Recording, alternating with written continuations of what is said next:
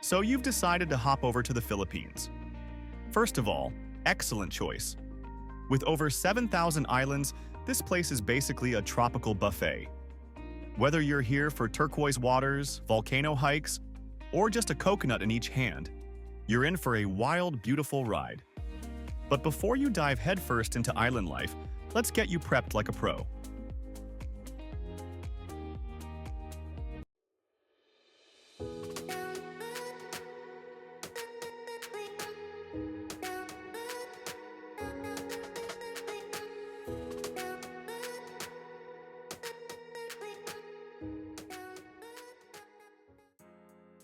Timing is everything, especially when Mother Nature is in charge. The best time to visit the Philippines is during the dry season, which runs from November to May. December to February offers cooler temperatures, especially if you're venturing into the northern regions, while March to May is hotter and perfect for beach bums looking to roast themselves under the sun. Just be wary of the rainy season from June to October, unless you're into spontaneous monsoon showers, slippery roads, and the thrilling uncertainty of whether your flight will actually take off. Typhoons don't care about your travel dreams. Let's talk money. The local currency is the Philippine peso, or PHP for short. As of the last update, $1 gives you around 55 pesos, while €1 gets you roughly 60. But don't get too comfy. Exchange rates love to do the cha-cha. ATMs are pretty common in cities and larger towns, and most accept international cards, but once you head to smaller islands or rural areas, you'll want to bring cash. Lots of it. Preferably small bills. Don't even bother with sketchy money exchange booths offering very special rate.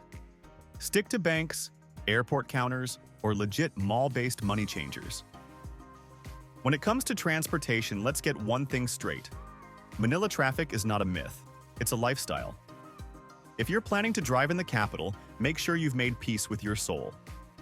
Otherwise, download the app Grab, which is the local version of Uber and works for both taxis and food delivery. You'll thank yourself at least twice a day. For public transport, you're about to meet the Philippines' most iconic vehicle, the jeepney. It's colorful, chaotic, and cheap, and figuring out the route is basically a rite of passage. Tricycles are also everywhere, which are essentially motorcycles with sidecars attached.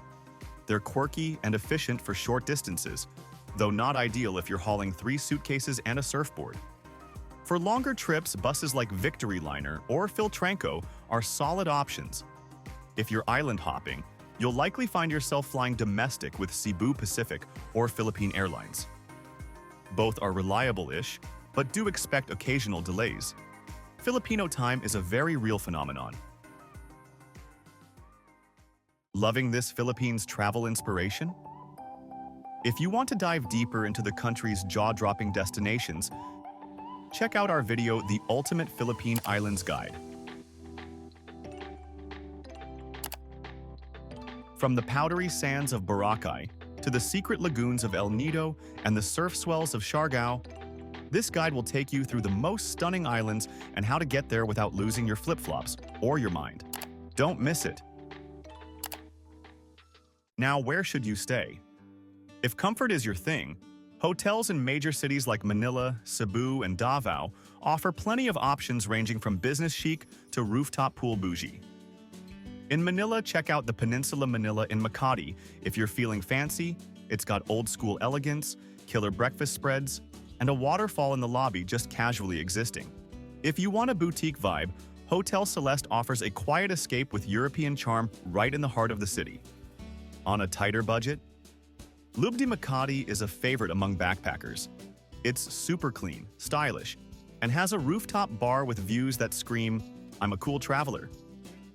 For something more local and low-key, Airbnb has plenty of condos in BGC and Makati, many with pools and Netflix-ready smart TVs.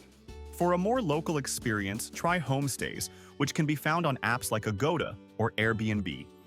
Speaking of Airbnb, it's an excellent option on remote islands, especially if you're going full digital nomad or looking for that bamboo hut fantasy. Just make sure your accommodation has a generator. Power outages are common, especially in places like Palawan and Siargao. Cultural etiquette here is laid back but laced with deep respect. Filipinos are famously friendly, and it's hard to go 10 minutes without hearing a hello, good morning, or where are you from?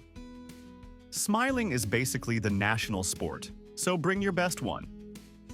Elders are shown extra respect, and if you want to impress, pepper your sentences with po and opo, which are polite terms used when speaking to older people. When pointing, avoid using just your finger. It's better to gesture with your whole hand or do the classic Filipino lip point. And please, don't raise your voice in public. It's not just frowned upon. It's awkward for everyone, including the poor soul trying to sell you peanuts. Let's move on to food. Filipino cuisine is diverse, flavorful, and occasionally baffling.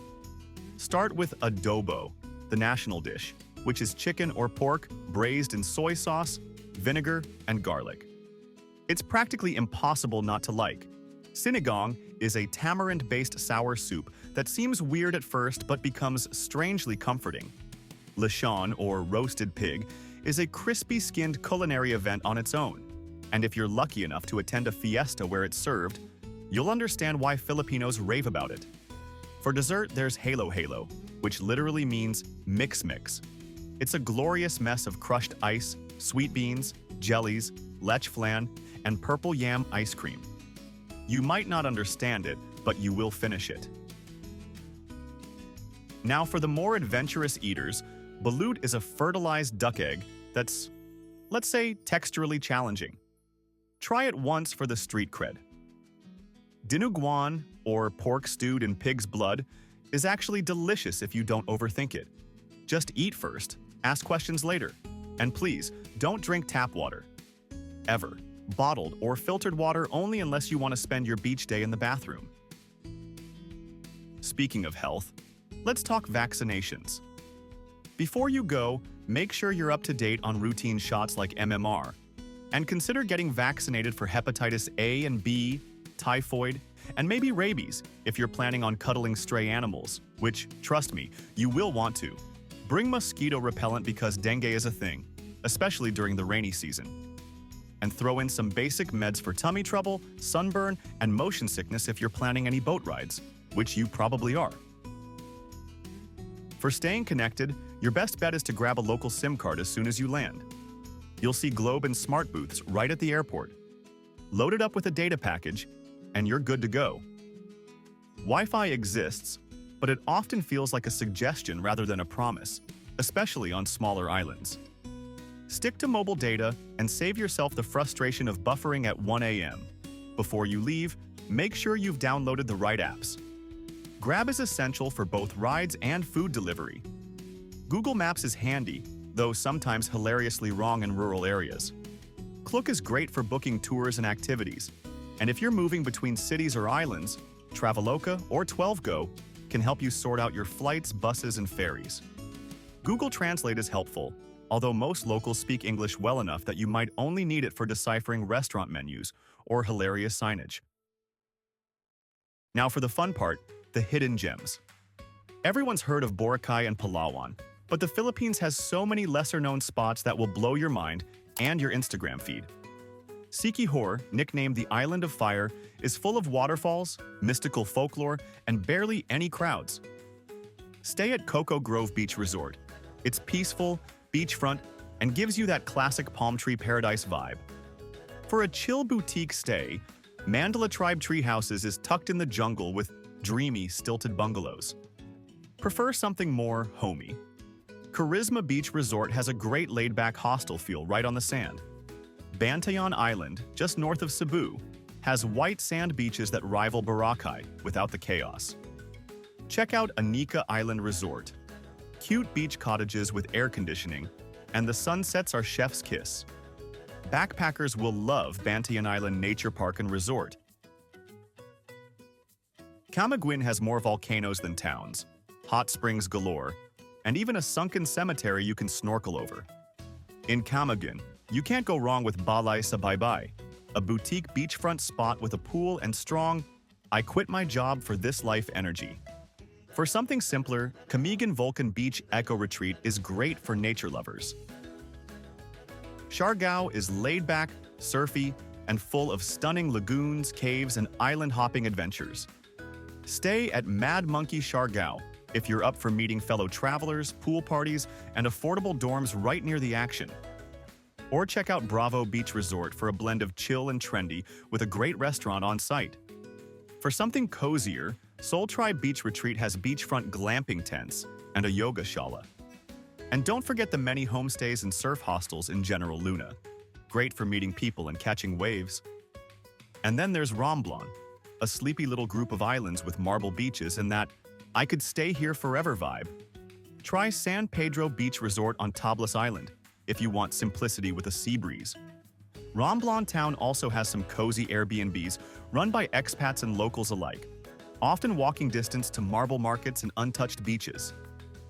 Wherever you go, double-check for amenities like AC, Wi-Fi-ish, and a generator. Because while paradise is nice, so is charging your phone. You don't need to speak fluent Filipino to get around. English is widely spoken, and most signs are in English too. But if you want to impress the locals, learning a few words goes a long way. Say kamusta for hello, salamat for thank you, and if you want a photo, try pa-picture po. You'll be rewarded with big smiles and maybe a free snack. So here's the final truth bomb. The Philippines is not about flawless efficiency. Flights will get delayed. Ferries will leave when they feel like it. Plans will change. But if you stay flexible, open-minded, and full of snacks, you'll be rewarded with warm people, epic landscapes, and the kind of travel stories you'll be telling for years. Pack light, travel slow, and embrace the chaos. The Philippines isn't just a destination. It's an adventure, a vibe, and a beautifully messy postcard you get to live in. Enjoy every minute of it.